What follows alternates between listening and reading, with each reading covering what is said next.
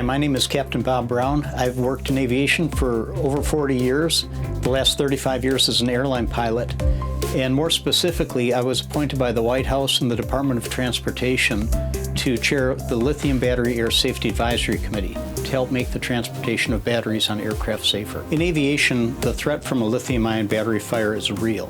It begins with a process called thermal runaway, which is extremely difficult to control. You may have had an experience where a battery is beginning to heat up or swell, and that's a first indication of a thermal runaway. But you need to know, as that process, that chemical process escalates, it leads to some horrific outcomes. A lithium-ion battery will burn at 1400 degrees. It'll generate toxic smoke, very difficult to extinguish. You can only hope to really cool them and contain that fire. As much as our lives have been enhanced by the technology delivered to us by electronic devices, they also are increasingly threatened by the likelihood of lithium-ion battery fire. Never could a fire be more catastrophic than on an airplane. While bulk battery shipments are banned on passenger planes, there still are millions of lithium batteries carried on board aircraft every day. Since statistics have only recently been tracked, data shows that from 2016 to 2024, there have been over 503 verified aviation incidents involving lithium batteries in cargo or baggage, including smoke, fire, or extreme heat. These incidents are reported to the FAA, but may not represent all cases, and so numbers may be higher. When analyzing the types of carrier aircraft, passenger aircraft make up the overwhelming majority of incidents involving lithium batteries. When we examine the categories of problematic devices, batteries and battery packs account for the highest number of incidents.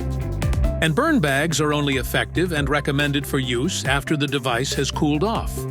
As a Boeing 767 captain, I have to tell you I have multiple redundancies on an aircraft to deal with a threat. I have 4 hydraulic systems, I have 4 electrical systems, I have 6 fuel pumps. I could have a failure of every fuel pump, and that's okay, the engines will suction feed. I have 2 jet engines, I only need 1 to safely operate. I have backups to backups to backups, because things happen in aviation.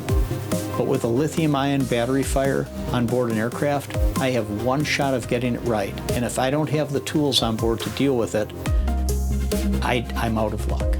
The PG-100 can be used in any stage of device failure. If possible, put the device on the floor and have passengers move back.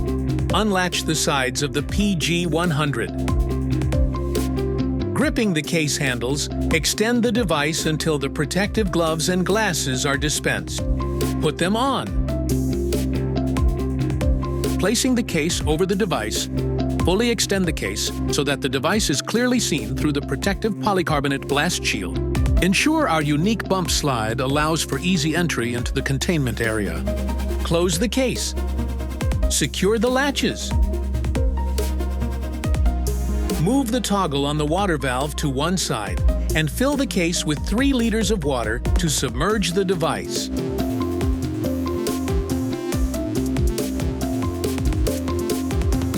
The PG-100 is the product to look at. It's suitable for the aviation environment, it meets the UL 5800 standard, and it's absolutely guaranteed to give you the performance you need. I think we have to acknowledge that lithium-ion batteries really are here to stay. I mean, they do so many things so well, but we also have to acknowledge the threat that exists. This is what's so important about the UL 5800 standard.